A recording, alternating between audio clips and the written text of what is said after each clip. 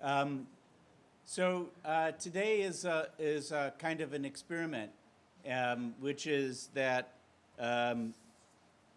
we haven't in the past had our honorees give lectures related to the awards that they have gotten, but we had we made lemonade out of lemons, which was the lemons were that we typically present the department awards during the graduation ceremony, but this year two of our honorees couldn't make it to the graduation ceremony, so we invited them back to get their awards at a special grand rounds where each are going to have the opportunity to make some brief comments.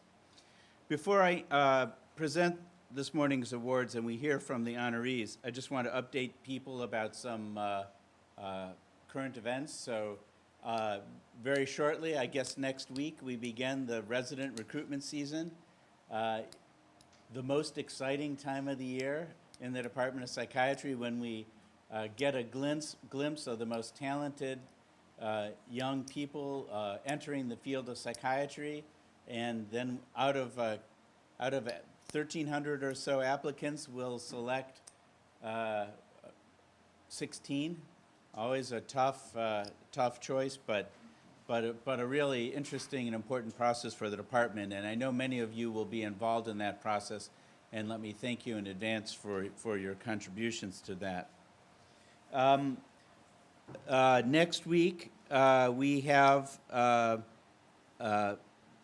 one of our musical grand rounds. We have two musicians, Peter Holsapple and Chris Stamey. I hadn't heard of them by name, but then I heard that they used to be in a group called the DBs, if you ever heard of that group. I had heard of them. I hadn't heard their music, but I had heard of them at least. And but this is a series that we do every year or so. Joel Galanter has organized this, where we invite people who are successful artists to come and give a grand rounds about the interface of art and mental health, and they're going to talk about how their music, they title their talk From Inspiration to Realization, but the sources of the music that they make, and these are always really tremendous fun because they usually perform a little bit as they're talking to us about the origins of their music.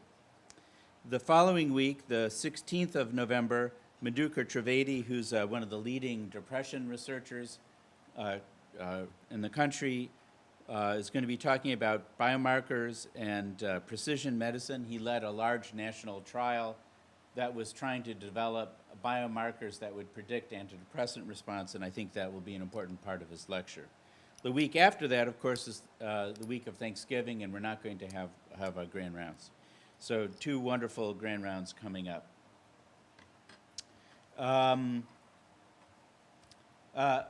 Probably should mention that this is the first grand rounds that we've had since receiving notice that Herb Kleber passed away. Herb was a really very important member of the department faculty.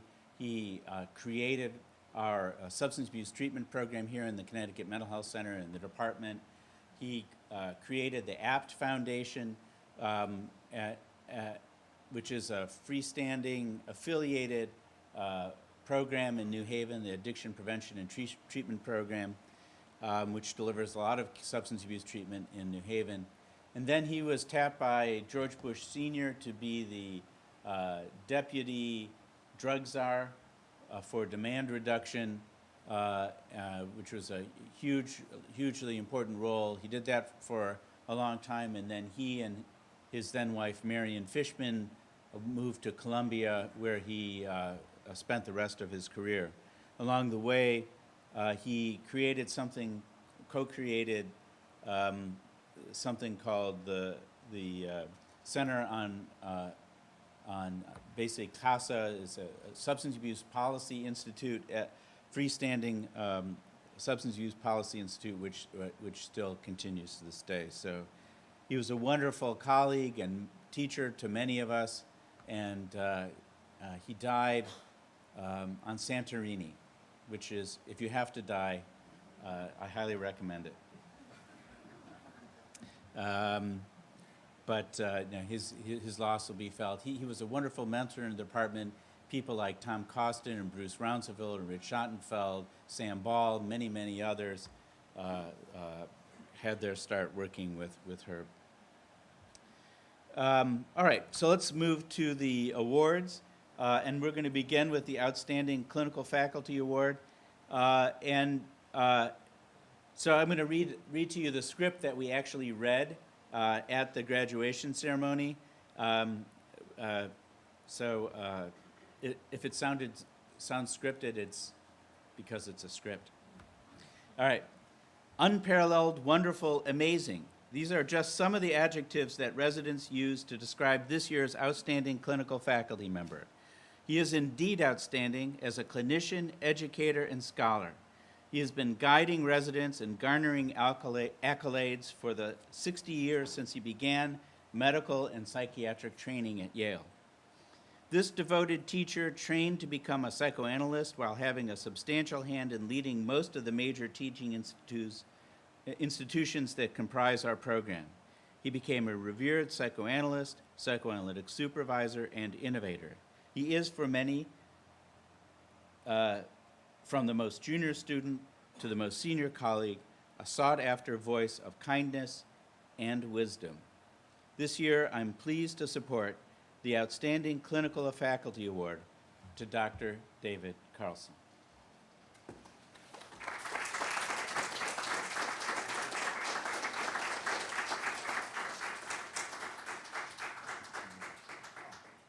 Thank you very much. Sure.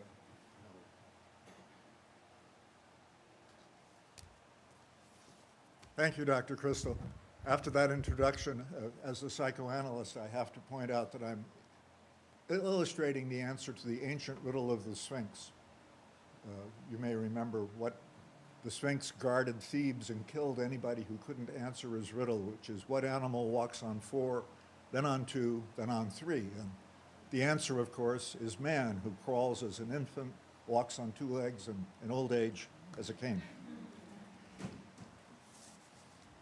It's an honor and a great delight to receive this award, and I can think of no better way of expressing that delight than to salute this department, its greatness, its diversity, and its nurturance, which I've witnessed and enjoyed for 64 years.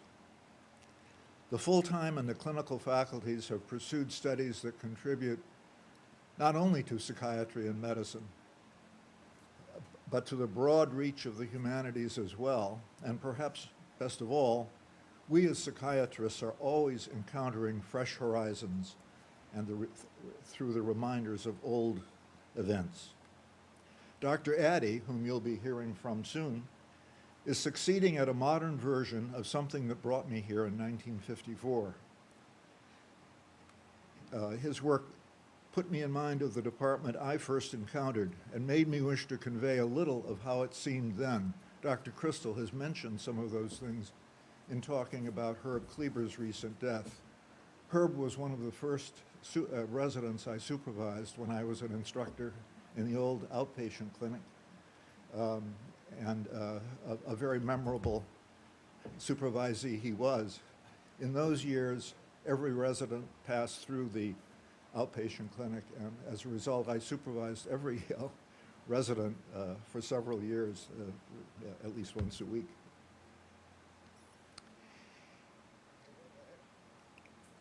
I'd always been fascinated by eccentricity and psychopathology, having grown up among eccentric people, and having majored in psychology in a neo-behaviorist setting, I decided learning theory was the best approach to psychopathology.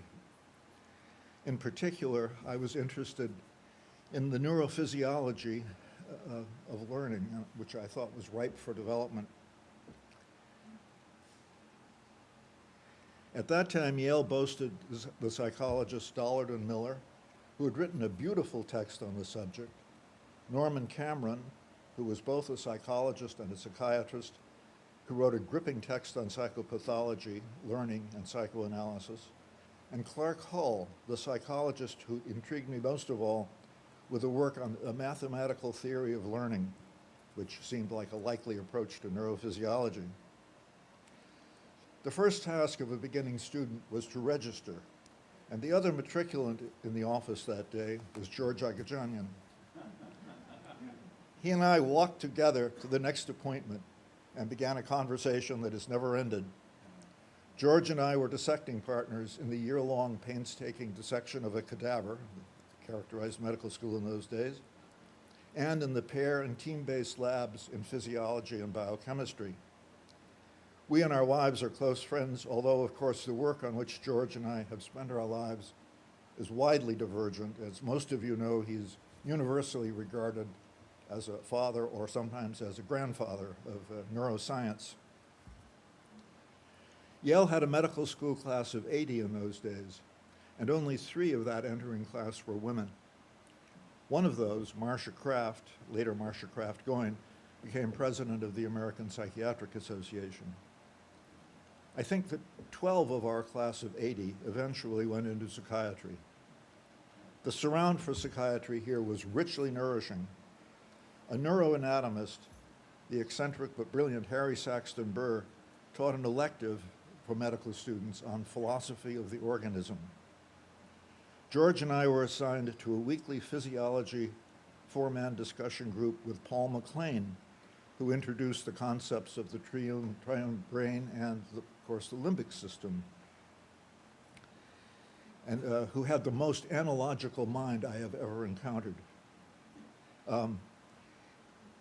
John Fulton, who was a founder of neurophysiology and author of the splendid Physiology of the Nervous System, was still alive and had attracted Carl Pribram, who used a number of ingenious lab approaches to conduct studies inspired by Freud's early Project for Scientific Psychology.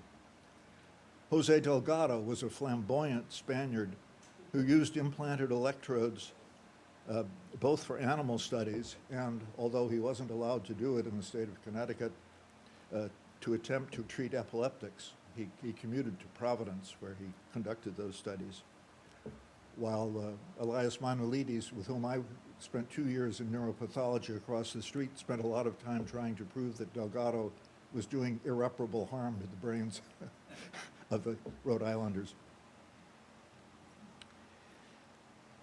There were many others, even 2 men from then communist Yugoslavia, who were allowed to study here because of Fulton's reputation.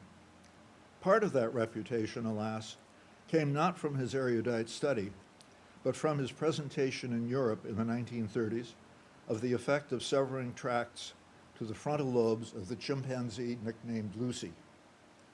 The Portuguese surgeon Igas Munoz went back to Lisbon and to perform the first prefrontal lobotomies to quell agitation in schizophrenic and demented patients.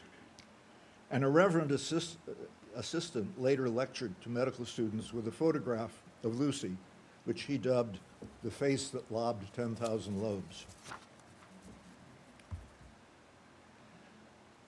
Along the way, in my second year, I had the great experience of being a roommate of John Strauss, who is here today. John later came back to the YPI and has since pursued a career as a pseudo or semi-bohemian writer of some note. Psychiatry was chaired by Fritz Redlich, who had rapidly built up what I thought was the most remarkable department extant by attracting foundation support and through brilliant faculty recruitment. It was easier in those days because, a lot easier, as I think Dr. Crystal can tell you very well, because of federal grant support for psychiatric training and much less need to raise clinical revenues and much less competition for grant support. He was from a banking, academic, diplomatic Viennese background and had studied with Wagner Jorg, the man who'd won a Nobel Prize, like Munoz. He'd won a Nobel Prize for discovering malaria induction as a treatment for general paresis. It's easy for younger people to forget that general paresis was a major cause of psychiatric hospitalization in the early 20th century. Tertiary syphilis, thyrotoxicosis, and depression with hypothyroidism, psychosis from thiamine, niacin, or B12 deficiency all filled psychiatric beds until their biological roots were established and they passed back to general medicine or, more satisfactorily, to public health through mandated vitamin enrichment of flour. Redlich presented remarkable weekly lectures and demonstrations of patients with all kinds of conditions, and from almost every psychiatric perspective to medical students. His book with sociologist August Hollingshead, Social Class and Mental Illness, was a cornerstone in the development of community psychiatry, and other books on 100 pages touched on almost every area of our field. Perhaps his greatest contribution was the vision of a department including neurology, the term by which neuroscience was then known. The term neuroscience had not been introduced at that time. And was to develop in part, a very large part, out of work in this department. Basic biology, sociology, psychology, and psychoanalysis. Redlich recruited Ted and Ruth Litz, both with rich psychiatric experience. Ted was widely read, and with Steve Fleck and others produced remarkable studies on the psychology, family dynamics, and psychotherapy of schizophrenia. Before coming to New Haven, he had started research in psychosomatic conditions at Hopkins. And here he made very well-attended rounds every week with medical residents and students on the medical wards. Ruth was the daughter of Karl Wilmans, who had been chair of psychiatry at Heidelberg in Germany. In the 1920s, the hysteria, as you know, was thought to be a condition of women, and was still controversial whether it could occur in men. Wilmans lectured that it occurred in men as well as women, and pointed to the then young campaigning Hitler as a case of hysterical blindness. Hitler had always claimed he was blinded on the Western Front by Allied poison gas attacks. As soon as the Nazis seized power, Wilmans was fired, fled, and was concealed by nuns in their convent through World War II. During the war, Ted was a psychiatrist in the U.S. Army in the Pacific Theater, while Ruth's sister's husband was a general in the German Luftwaffe. Other important faculty included Norman Cameron, who wrote on schizophrenia and was allowed to focus on his writing and brilliant lectures on psychopathology without any clinical responsibilities, and Jules Coleman, who had been recruited from Denver, where he was later described as having been the first analyst in the Rockies. Coleman, too, was passionately interested in community psychiatry and ran an outpatient clinic in which all second-year residents, today's PG3s, spent a year. Coleman, who had an infectiously loving, somewhat ironic manner, developed and taught a technique called banter, which used humor to highlight and get around character resistances, often enabling considerable progress in the time-limited therapy available in the clinic. Larry Friedman, one of this department's most scholarly graduates, who moonlighted while he was a resident. It was then illegal to moonlight if you were a resident, but he moonlighted as a teacher of philosophy at St. Joseph's in West Hartford while he was a psychiatry resident. He's since been a very major teacher on the New York scene. He wrote of Jules as the greatest psychotherapist of our day. Before going to the clinic, residents, of whom there were only 12 in each year, spent a year at the West Haven VA. But the VA was a very different facility then. Under terms, relates again to Dr. Addy's talk, under terms of a Dean's Committee agreement, veterans with alcoholism were shuttled to the Northport VA on Long Island. As hard as it may be to imagine, drug addiction was just not part of our world. As an intern, I had been summoned to the ER with other interns to see Two-Bag Annie, an elderly streetwalker who sold herself for cocaine. It might be our only chance, we were told, to see the effects of what in the past had been a common condition. On the one hand, we learned nothing of value about addiction treatment. On the other, there was much more time to study in depth the classic psychiatric conditions without the obscuring effects of dual diagnosis cases. After internship, a year at the VA and one with Jules Coleman, one or two residents went to spend a year at Student Health, then a much less busy service, but one of the highest quality, having been independently endowed by Paul Mellon. Steve Fleck selected, or tried to select, the 6 residents he most wanted for the Yale Psychiatric Institute, where each resident treated 5 or 6 patients at a time for a year. An architectural impact on this department dates to the 1920s and is represented by the Institute of Human Relations building at 333 Cedar Street, just 2 blocks over this way. The IHR had been financed by the Rockefeller Foundation and was meant to include medicine, the law school, psychology, anthropology, and child studies center, a whole center that the study of the sciences of man were to be in one place. A central part, the first 2 floors, from the dean's office under the portico, all the way to Davenport Avenue and around the corner for an equal distance, facing what's now the Harkness lawn, was constructed around a pleasant inner courtyard. The initial plan had been to observe normal families and study them, but the facility was soon converted to a psychiatric hospital. Early in Redlick's chairmanship, before Litz and Fleck restructured the program, Redlick recruited the anthropologist William Caudill to enter the hospital for a 2-month stay as though he were a patient. Only the then director of the hospital, Helen Gilmore, knew of his identity, and he was soon discreetly given day passes to go to her home where he could record his impression of daily life on the rounds. So compelling was the regressive pull of the inpatient experience of those days that pretty soon Dr. Gilmore noted her husband's liquor cabinet was being rapidly depleted. Later, Caudill returned drunk late in the evening, tussled with a nurse and broke her arm. His first article describing the patient experience, I don't think he described breaking Mrs. Caveney's arm, but his first article describing the patient experience is regarded as the beginning of medical anthropology. Later study of the hospital staff led to his classic book, The Psychiatric Hospital as a Small Society. Litz and Fleck reformed the hospital and turned it into a facility specializing in the treatment of schizophrenia. Caudill's work and the work of Stanton and Schwartz at Harvard and of Maine in England led to a much more open, less regressive atmosphere with an emphasis on individual and group therapy and general open community meetings of patients and staff, and in staff meetings that were much more inclusive of the non-medical staff.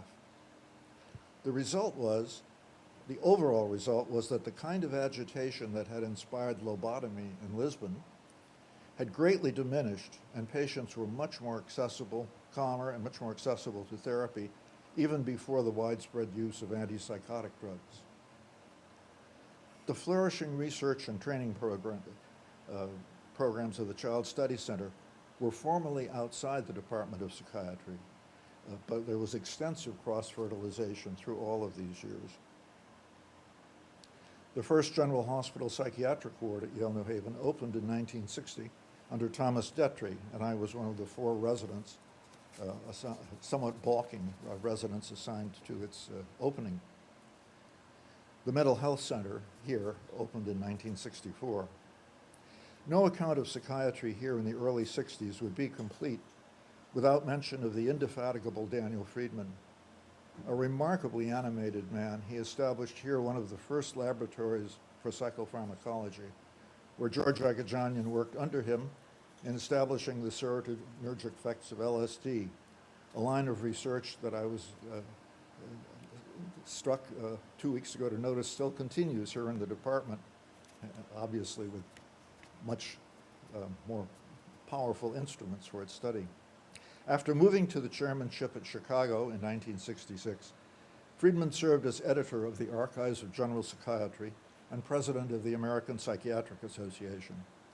Although his passion was lab research, he had an analytic education as well, was a brilliant psychotherapy supervisor and lecturer, and a keen observer of human interactions. Winston Churchill was once challenged by a pestering woman heckler. "Mr. Churchill, do you support the Church of England?" "Like a flying buttress, madam, from the outside," was the reply. Complementing the department's teaching and research was the newly formed Western New England Psychoanalytic Society and Institute, which developed rapidly in the mid-50s and provided supervisors and collaborators on a number of psychiatry projects. Yale attracted some of the country's most sophisticated analysts who developed an institute with a heavy emphasis on scholarship and research.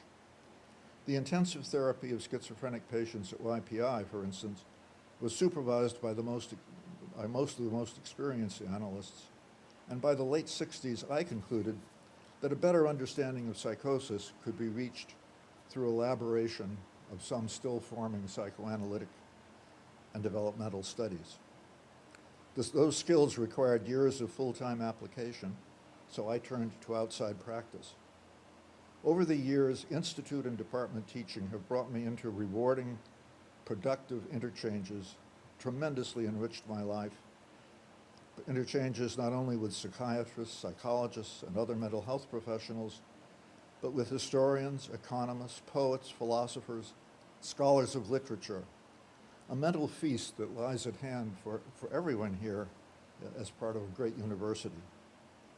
Now in old age, I'm again working on learning theory of sorts as an approach not just to psychopathology, but through detailed attention to the analyst's way of listening to mechanisms underlying the effects of psychoanalysis itself, and beyond that, I increasingly suspect all kinds of psychotherapy, education, and development itself.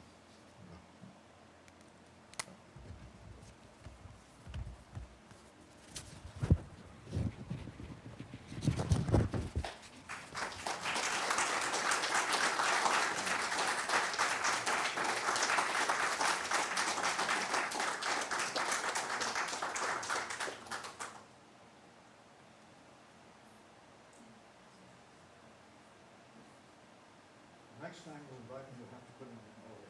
That's right. We're just bringing the podium. Thank you. That's really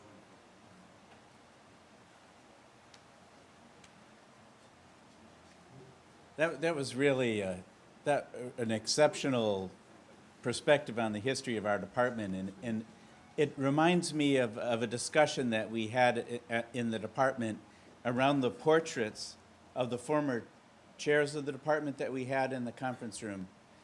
And a number of people felt that the paintings were very imposing because they were historical, perhaps mythical figures from the past. And other people could look at the same pictures and think about these people as friends, colleagues, and mentors.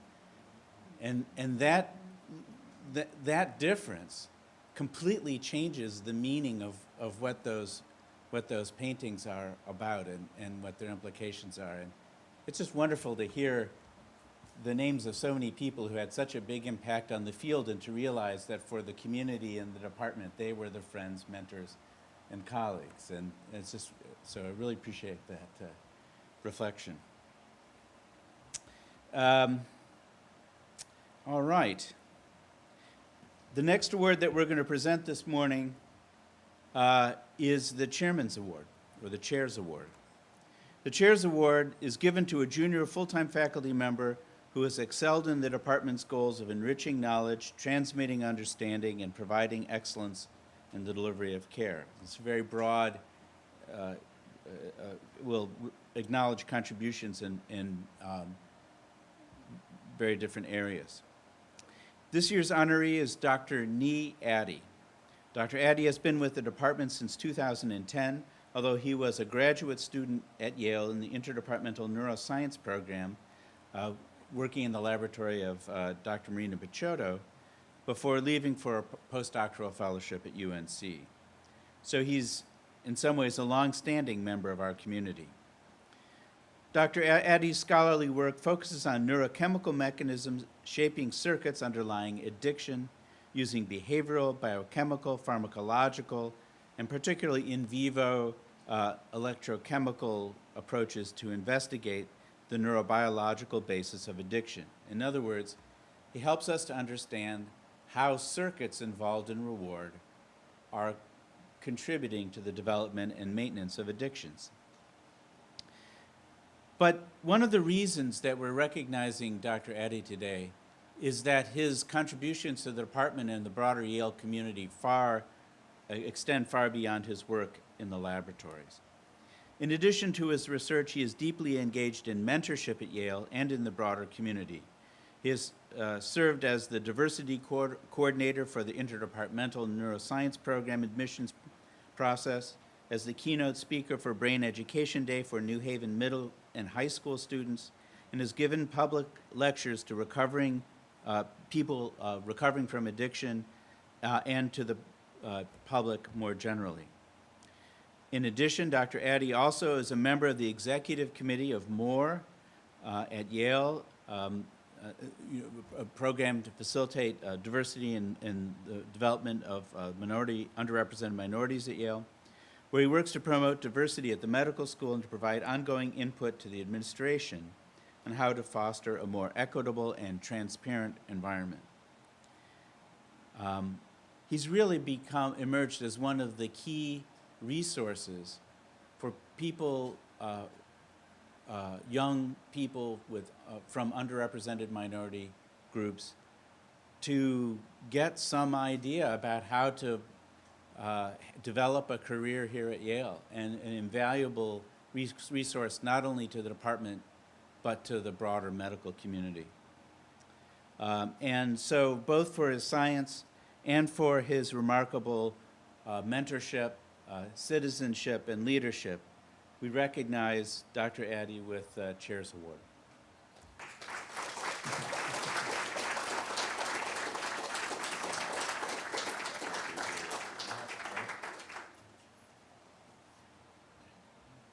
Maybe I'll just take it out anyway. Well, thank you so much, Dr. Crystal. Can everybody hear me even with the fan going? Okay, good. It's much cooler than it was about half an hour ago, so hopefully you all aren't burning up too much.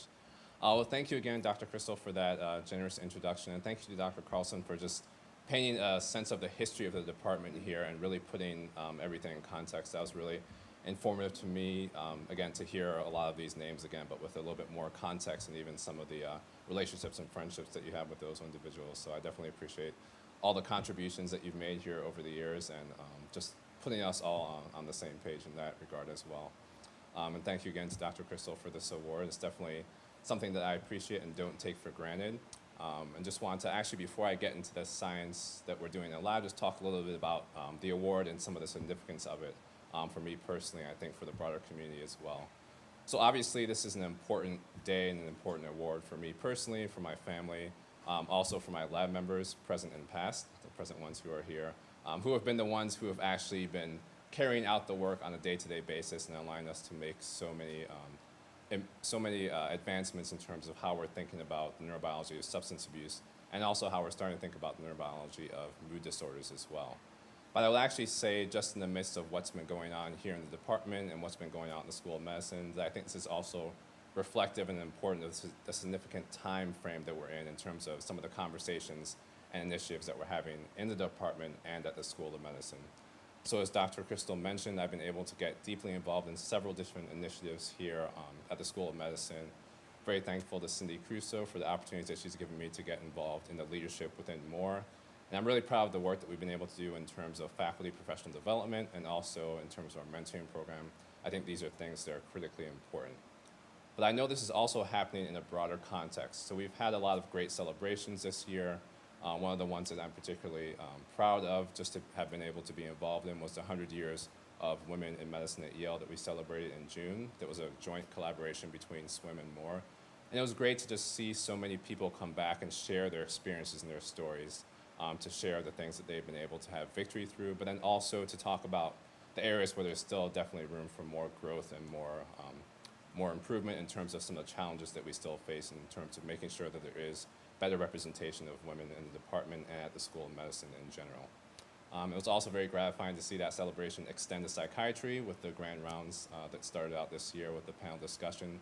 And just to have, again, people who are willing to really share their stories and their struggles and triumphs in that space, and know that these are things that people are thinking about and not just talking about, but actually making actions too as well. So one of the things I noticed in terms of both of those events, some of the themes that came out was just how important it is to have strong mentorship, strong advocacy, strong sponsorship when we're thinking about trying to increase the representation, increase the numbers of women that we have in our department, and making sure that there really is a better balance and there is diversity of thought in that realm. Another aspect that came up quite a bit, and especially through the panel discussion, was just the importance of people feeling like there are others who look like them that they can actually look up to, they can actually receive mentorship from, and they can have as advocates. And as we continue to think about diversity in terms of representation of women in the department and broader in terms of also for individuals from diverse backgrounds and people of color, this is a theme that definitely comes up often. I've had several conversations with students that have come through my laboratory, or just informal conversations with trainees, postdocs, and students who also share some of those same sentiments. So talking about how they come to Yale and how sometimes even that experience in and of itself can be challenging for them when they look around and don't see people who look like them.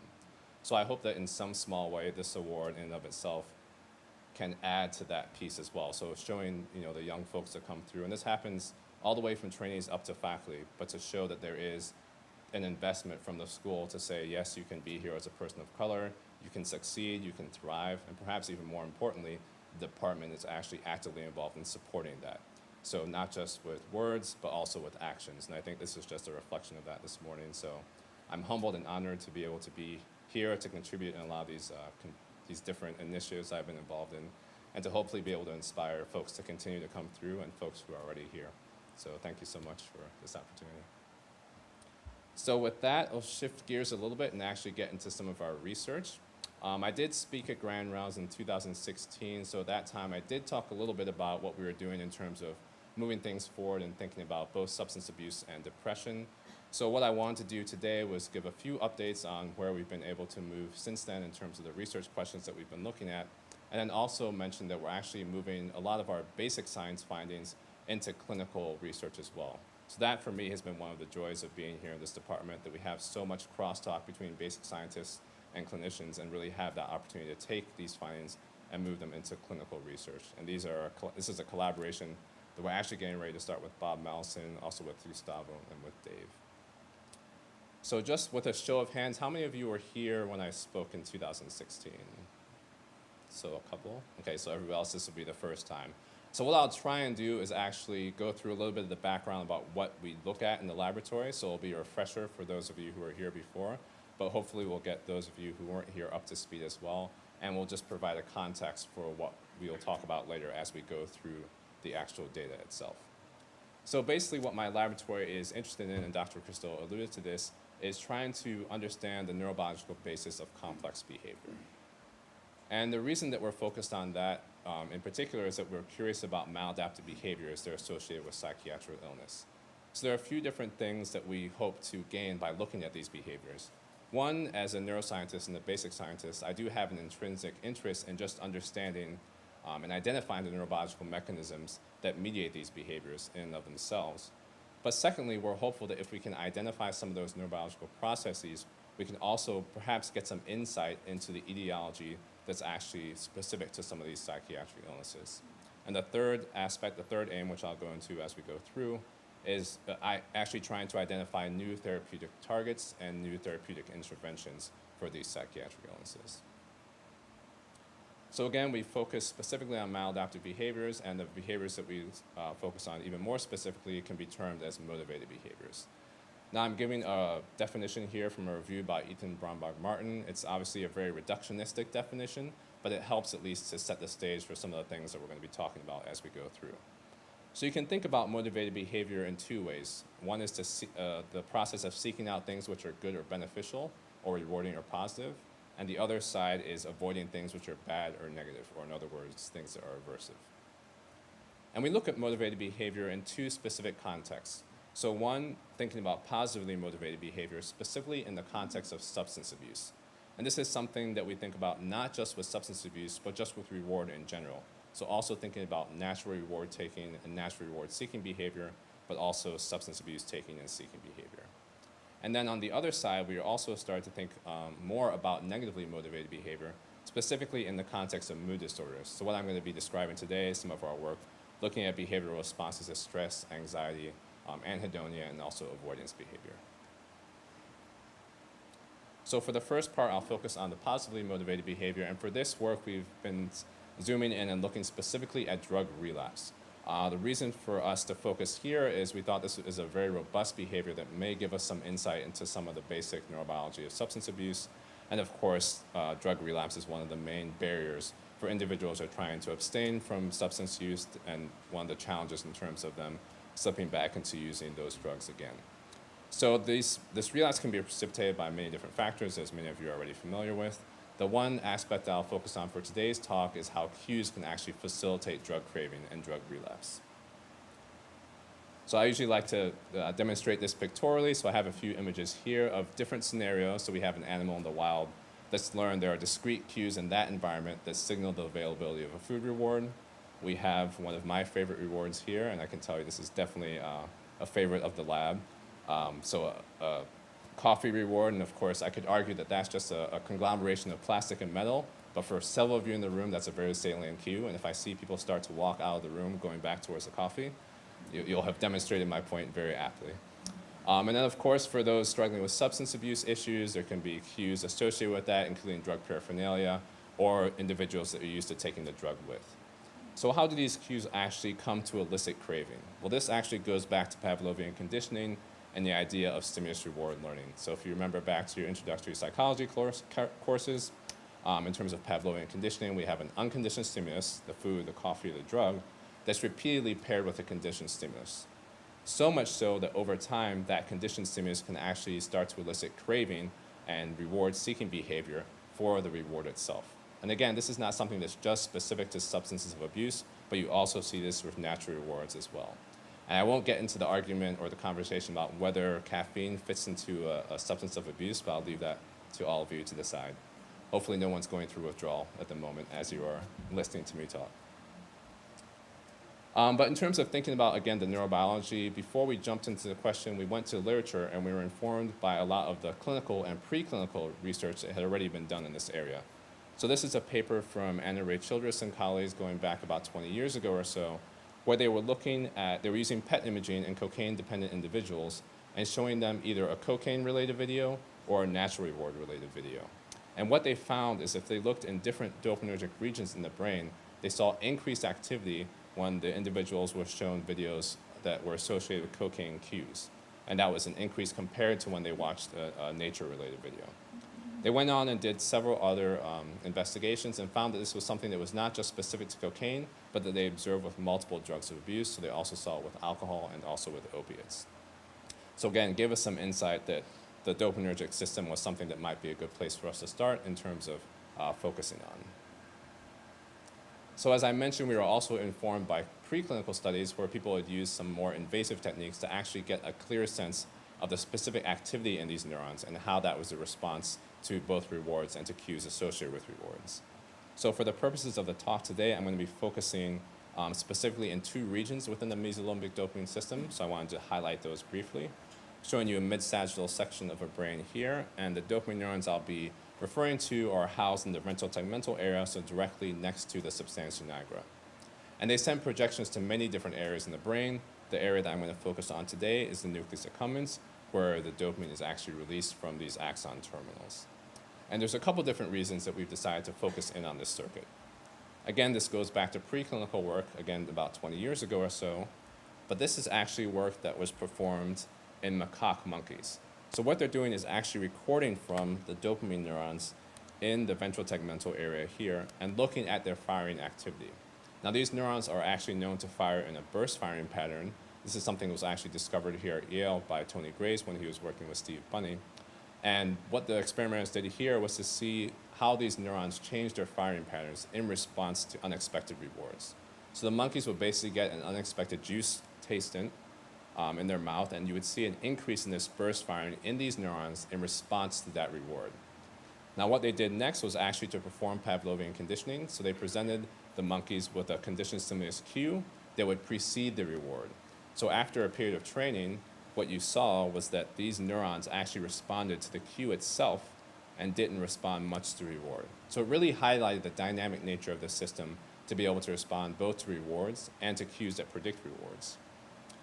Now, I mentioned this is looking at the ventral tegmental area, but people in the field were also curious about what this means in terms of dopamine release in nucleus accumbens. And the reason for that is that the dopamine that's released here can actually bind to postsynaptic receptors and can influence goal-directed behavior. So it's a question of whether this firing and release can actually influence behavior in these animals.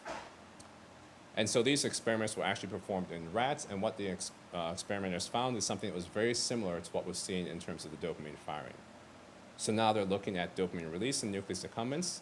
They give a rat an unexpected sucrose reward, and they see an increase in dopamine concentrations. If they perform Pavlovian conditioning, they see now an increase in response to the conditioned stimulus and not much of a change to the reward. So again, highlighting the dynamic nature of this dopamine system. Now, there had also been a lot of work in the field implicating the dopamine system in mood disorders as well, but nothing up to about 5 years ago that had looked specifically at these dopamine firing patterns. So with the onset of new tools, specifically optogenetics, that allows investigators to actually activate or inhibit these neurons in specific ways, investigators actually found that this same firing activity of these dopamine neurons is critical for driving responses to stress and anxiety. So here, Kei Tai and colleagues were using some preclinical experiments in rodents to actually show that they could change how the animals responded in terms of hedonia or anhedonia, and also how the animals respond to stress just by activating these neurons in these specific patterns. So again, suggesting or showing the overlap in this system to be important both for responses to reward and also responses to stress and anxiety.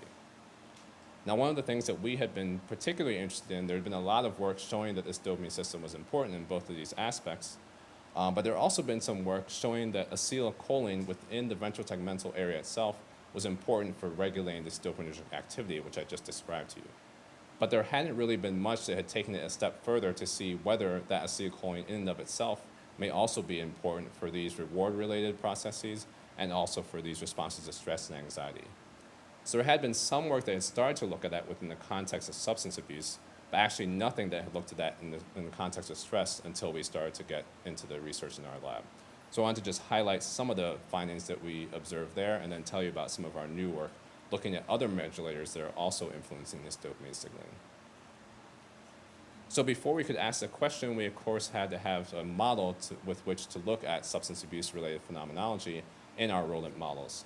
So we turned to the intravenous self-administration paradigm, which has been in the field for years. And basically what happens in this instance is that the animals undergo a surgery where they have a catheter that's inserted into the jugular vein. This allows them to be able to directly infuse drug directly to the jugular vein, which gives rapid access to the brain. So it's a way for us to look and see whether the animals will actually perform a behavior to take these drugs. So what we do is to place the animals in the operant chamber. There's a lever here and a lever on the other side. If they press what's known as the active lever, they actually get an intravenous infusion of cocaine, and at the same time as that infusion, there's also a light that's presented and a tone that goes off in the room. So the tone and the light now are cues that are associated with their drug-taking behavior. You can see over the 10-day period here, the animals learn very quickly which lever produces cocaine, which one does not, and they get very good at titrating the levels of cocaine intake over that 10-day period. So what we do after training is actually to take the animals through a period of forced abstinence. So we make this, in a sense, we're trying to do something that's similar to detoxification. So they don't have access to the drug, they don't have access to cues that are associated with the drug. After that period of abstinence, we'll place them back in the chamber and allow them to press a lever. Now, but this time, they no longer receive the drug, they only receive the cue that was previously associated with the drug. And what you can see when you do that is that they press many more times to get those cues compared to the inactive lever. And this is due to the pairing that occurred between the cues and the drug. If those pairings don't occur during the training, they don't press the lever for the cue. Also, if you place them back in the chamber and let them press without access to the cue, you don't see this behavior. So it's really that strong association between the two that drives the behavioral response, and we use this as a metric of cue-induced drug-seeking behavior. So in terms of our research question, what we wanted to do was to ask what happens if we block cholinergic receptors in the ventral tegmental area before they performed this cue-induced seeking behavior. So again, there was a lot of evidence showing that this cholinergic activity was important for regulating dopamine, but not as much looking at whether it also regulates the behavior. And what we found is that we do actually get a dramatic attenuation of their cue-induced cocaine seeking when we block these specific receptors. So these are the animals that had a vehicle infusion into the VTA. You see they have much higher active lever pressing compared to the inactive levers. If we block nicotinic acetylcholine receptors, we see a dose-dependent effect and decrease in their drug-seeking behavior. So suggesting that these receptors are actually very powerful for modulating the behavior in and of itself. We also went back and asked whether this was tied to the dopamine regulation that I alluded to earlier. So for this, we're using an electrochemical technique known as voltammetry, where we can actually measure dopamine responses in the nucleus accumbens in real time. So what we did here was to actually stimulate these dopamine neurons in that burst firing pattern, which I alluded to earlier, and record the signaling or the release events in nucleus accumbens. But we also use the same pharmacology to, again, block the receptors within the VTA and see what effect that has on the dopamine signaling. And what we found is that in the cocaine abstinent animals, if we block these same receptors that decrease the behavior, we also decrease the dopamine signaling. Now, if we gave agents that didn't decrease the behavior, those did not decrease the dopamine signaling. So it seems that in terms of correlation, the agents that are actually decreasing the behavior are also decreasing the dopamine. So we did a lot of other work to actually look at the specificity of that in terms of these receptors. We saw that this nicotinic receptor blockade seemed to specifically decrease the seeking behavior, but not the drug-taking behavior. And it also seemed to be specific to seeking for drugs of abuse and not seeking for natural rewards. So again, giving us an idea of selectivity there. But what we wanted to do was, again, to look at how this might also be important for responses to stress and anxiety. So basically, we're using the same pharmacological manipulations, but looking at different behaviors. And so what we did here was to ask, what if we block those same cholinergic receptors? How does that influence the animal's response to stress? So this is a behavioral known as the forced swim test. And basically what we're doing is placing the animals into a tank of water and seeing how much time they'll actually spend struggling or how much time they'll spend immobile. If you give antidepressant drugs to the animals, they tend to spend less time immobile, and so that's seen as a loose metric of antidepressant efficacy. And so what we found is that if we block, again, these same receptors, we can decrease the amount of time they spend immobile, so we have an antidepressant-like effect in this behavioral paradigm. We also looked at anxiety-related behavior in what's known as the elevated plus maze. So this is a maze that has two open arms. It's elevated off the ground. The animals can venture out into the open arms, or they can stay in enclosed arms where they feel much more comfortable. And what you see is that if you give the animals anxiolytic drugs, they'll spend much more time in the open arms. If you give them a drug that promotes anxiety, they'll spend more time in the closed arms. And so what I'm showing you here is when we were looking specifically at muscarinic receptors, and we found that we could push this system in two directions. So if we activate these receptors, we actually get an anxiogenic response. If we block these receptors, we get an anxiolytic response. So again, everything seems to be fitting in the same direction. If we enhance acetylcholine tone in the ventral tegmental area, we get pro-depressive and anxiogenic responses. We also found that we can actually promote cocaine-seeking behavior if we do that. But if we block these receptors, we get antidepressant-like responses, anxiolytic responses, and we decrease the cocaine-seeking behavior. So very consistent behavioral responses in terms of what we can see so far. So one of the questions that we had also become interested in, I'm showing you a lot of data that's highlighting that this pathway is important for both of these behaviors. We also started to think about comorbidity as well. So there's definitely evidence that those struggling with substance abuse have a higher prevalence of mood disorders, and those struggling with mood disorders also have a higher prevalence of substance abuse. So we were starting to wonder whether some of these manipulations might also be effective in individuals that are experiencing comorbidity with these two types of illnesses. So again, we wanted to ask that in our rodent models, but we had to come up with a way to do that first. So what we decided to do was to take the animals through that same cocaine self-administration paradigm, which I described to you earlier, to take them through a longer period of abstinence, so 14 days of abstinence, and then to test them in the elevated plus maze. So what we found when we did that is that the cocaine-exposed animals actually had an anxiogenic response in the elevated plus maze compared to animals that did not experience cocaine. So we thought we would use this at least as a loose metric or a loose way for us to be able to look at this snapshot of comorbidity. So basically at this point, we're doing the same experiments that we did before, but we're asking whether our manipulations can actually have anti-relapse effects and anxiolytic effects in the same animals that are already showing these anxiogenic responses. So what we found when we blocked the cholinergic receptors, again, this is at a longer time point, but very similar to what we saw before, that we could dramatically attenuate the cue-induced cocaine-seeking behavior. And perhaps even more striking, we could actually reverse the anxiogenic response that happened during this abstinence period. So what I'm showing you here is the animals that did not receive cocaine. You see the ones that did receive cocaine have much less time in the open arms. If we infuse a cholinergic receptor blocker directly into the ventral tegmental area, we can actually reverse that so that the animals look similar to the ones that did not experience the cocaine in the first place. And we see this both with muscarinic receptor blockade and with nicotinic receptor blockade.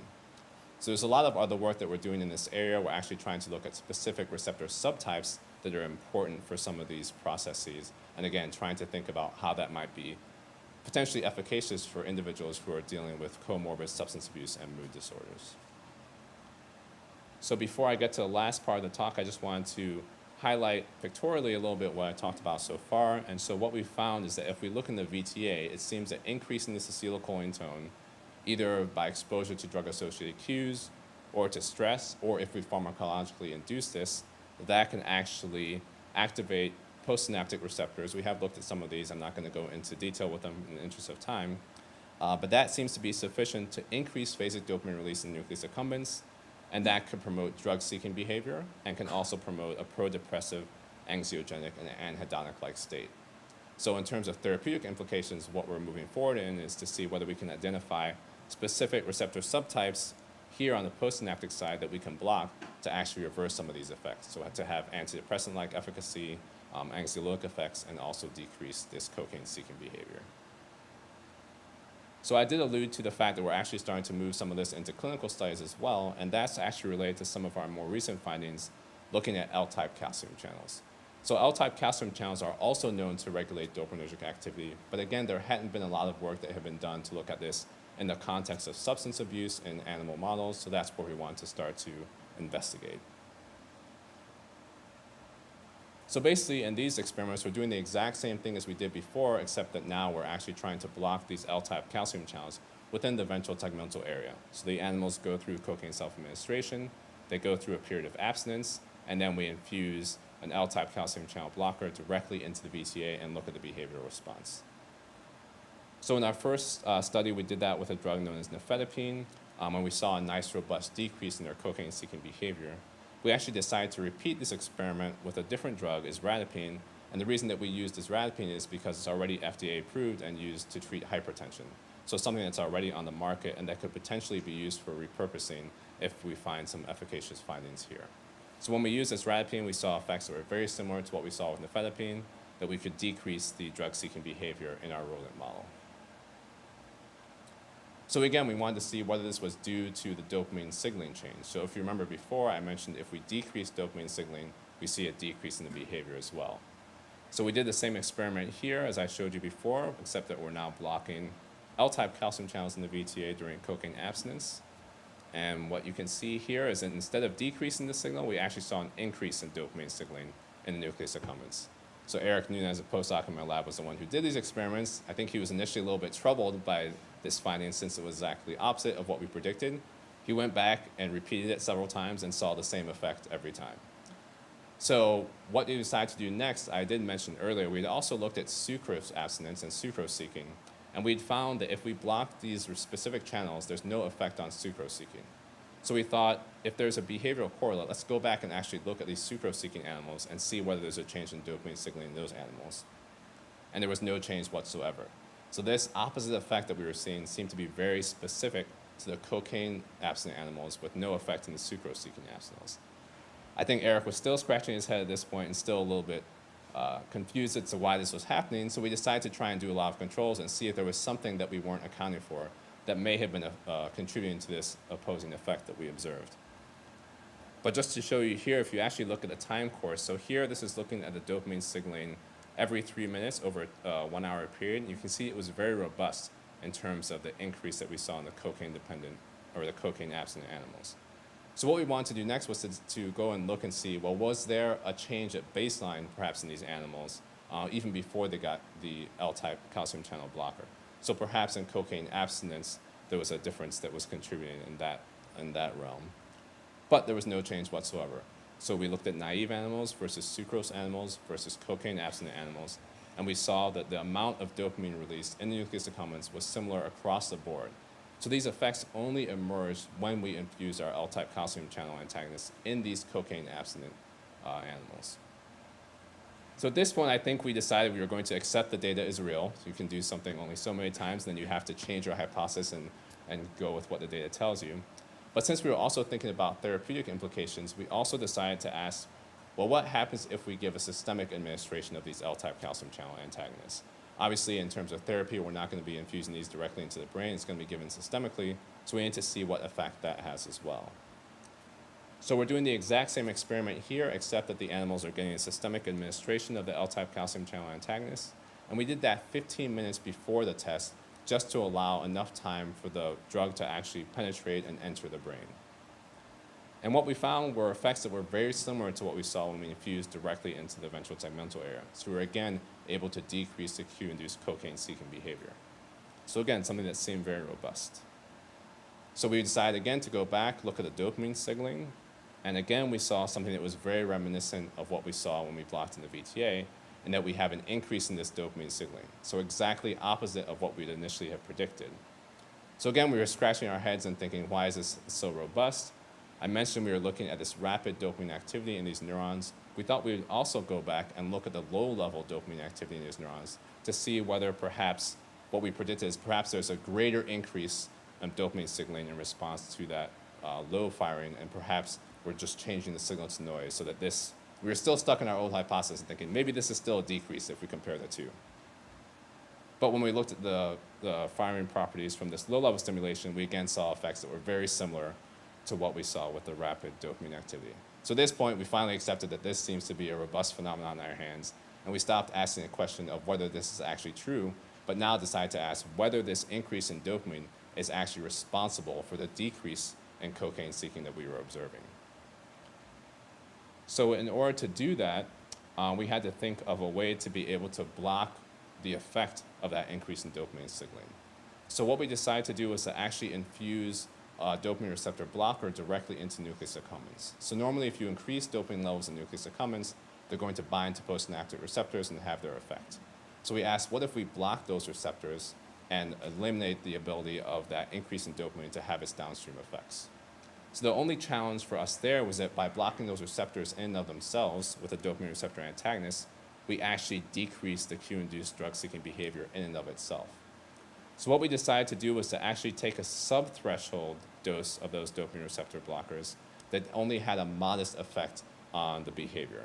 So we're not blocking those receptors fully, but we're blocking them hopefully to a sufficient effect or a sufficient amount that will no longer be able to have the behavioral effect if we increase dopamine signaling with our manipulation. So we're using this dose here, and basically what we've done here is now to give a systemic administration of the L-type calcium channel antagonist, but then to also treat the animals or infuse the animals with a low level of this dopamine receptor blocker in nucleus accumbens.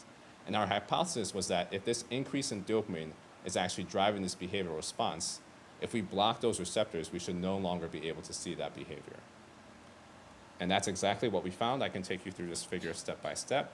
These are the animals that had gone through cocaine abstinence and didn't have any specific manipulation on the test day. So you can see much higher active lever pressing compared to inactive lever pressing. If we give the systemic L-type calcium channel antagonist, we decrease that response. If we give that subthreshold dose or infusion of the dopamine receptor antagonist directly into the nucleus accumbens, we see a modest decrease. But when we add on our L-type calcium channel antagonist systemically, we see no effect. So compared to the L-type calcium channel antagonist, when we don't block the dopamine receptors, we see much more activity and much more behavior in these animals. So it actually seemed to us that even though we were seeing this opposing increase in dopamine signaling that was opposite of what we predicted, that was actually critical for us to see this behavioral effect. So basically what we've seen is that we can change the behavioral response by pushing dopamine in two different directions. So we can either decrease the dopamine signaling or we can increase the dopamine signaling. It seems to have the same behavioral effect. And we're still trying to figure out exactly why that's occurring, but one of our hypotheses is that you do see these increases in dopamine to cues that are associated with drugs of abuse. So possibly if we decrease that response, that in itself may be sufficient to decrease the behavior. At the same time, there is also evidence from the preclinical literature and also from the clinical literature, a lot of the work that Nora Volkow has done, showing that there does seem to be an overall decrease in dopaminergic tone during abstinence from drugs of abuse. So perhaps by actually boosting these dopamine levels, we may actually be having somewhat of a replacement therapy, and that increase in dopamine signaling in and of itself may also be sufficient to decrease the animal's drive to press for the cues. So this is something that we're continuing to look at moving forward, and as I mentioned, we've actually been talking with Bob Mallison and with Dave and Gustavo to actually look at the same phenomenology in cocaine-dependent individuals. So using PET imaging and PHNO to actually go in and see whether we see these similar effects in terms of dopaminergic effects, although indirectly, when we give an L-type calcium channel antagonist in these cocaine-dependent individuals, and to think about whether this may be a mechanism that will be important for therapeutic efficacy. I should mention there has been a lot of work that's been done previously in terms of L-type calcium channel antagonists in substance abuse, but most of that has focused on trying to decrease drug-induced euphoria. So not as much has been done looking at this cue aspect. And if you remember earlier, I also mentioned in our preclinical findings, we don't have any effect on drug taking itself. It only seems to be a drug-seeking piece. So we're really excited about jumping into some of those experiments and seeing whether this is something that we can move forward in terms of clinical studies as well. So with that, I'll get to my most important slide, and that's thanking all the people in the lab, past and present, who've contributed to this work. This is no small task doing these types of intense behavioral experiments in rodents. So I'm definitely thankful to all the folks who've been willing to come and join the lab and continue in those endeavors. Also thankful to, I should mention, a collaborator at Weill Cornell, Anjali Rajadaksha, who has jumped in with us with a lot of these L-type investigations. We also do have clinical colleagues in Austria who are helping us to think about dosing and things like that for these clinical studies. So it's been a really exciting time in terms of research, and it's been great to be here in the department. Definitely looking forward to contributing and continuing my contributions here. So thanks so much for being here today, and thanks for Dr. Carlson for allowing me to share the stage with you with all the work that you've put in, and it's been a pleasure speaking with you this morning.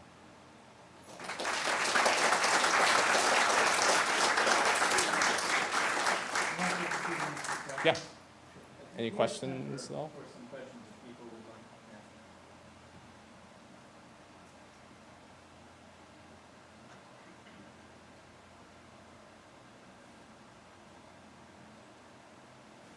Stephanie? Are you thinking this would be specific to stimulants? We are at this point. So when we've compared it, we've only compared it to sucrose rewards, but when we compare it to those rewards, we don't see any effects of the manipulation. So it seems to be a stimulant. It seems to be stimulant-dependent plasticity. So once the animals are exposed to cocaine, that seems to have some long-term effects that allows the L-type manipulation to actually decrease their response. Is that your question? It's kind of interesting if you think about substance abuse. So many people use nicotine, and so no matter what they're using, Yeah. So I predict that the decrease in cue-induced craving would extend to other drugs of abuse as well. So that's something we've had on our radar for a while and just haven't had the time to jump into it yet, but that's what my prediction would be. So the time course of between drug administration and when you're testing the animals in scopolamine, are you looking at scopolamine intoxication effects, or are you looking at 24 hours after a dose of scopolamine? In other words, sort of rapid antidepressant phenomenon? Right, so we're actually looking at it immediately after the scopolamine administration. And we did the same thing with our dopamine signaling. So those things seem to come on board pretty quickly.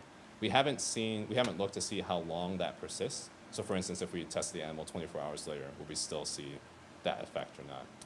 In terms of the mood disorder, we're also again looking relatively quickly right after the infusion itself. The answer to this might just be speculative, but I found it was really interesting that seeking behavior and listener signaling was regulated by acetylcholine as well as by calcium channel signaling. But other than that sort of regulation would have been sort of involved in the absence of stimulants, right? So if it's not, if you don't see that effect in sucrose, natural. Right. Natural rewards, then What's the purpose? Yeah. So one thing that we did notice, so when if people do slice physiology, so basically taking slices of different parts of the brain and look at the regulation, there is strong evidence that the L-type calcium channels do seem to regulate the dopamine signaling. But for whatever reason, when we get to an in vivo situation, whether it's a signal to noise issue, that doesn't seem to be the case as much. So it's possible that the system is in place for responses to events that have happened. So we're looking at sucrose delivery, but that in itself may not be something that would bring the system online. But you can imagine there would be something else that wouldn't be as harsh or as robust as exposure to a drug of abuse, but that may also induce some plasticity that could have that same effect. So different types of learning or things like that could be in place. But in terms of the exact answer to your question, in terms of why that regulation is there in the first place, I don't have a good answer for you yet. But for whatever reason, we just seem to be able to observe that once that cocaine abstinence has happened. And we actually have started to look at that with some of the mood disorder pieces as well.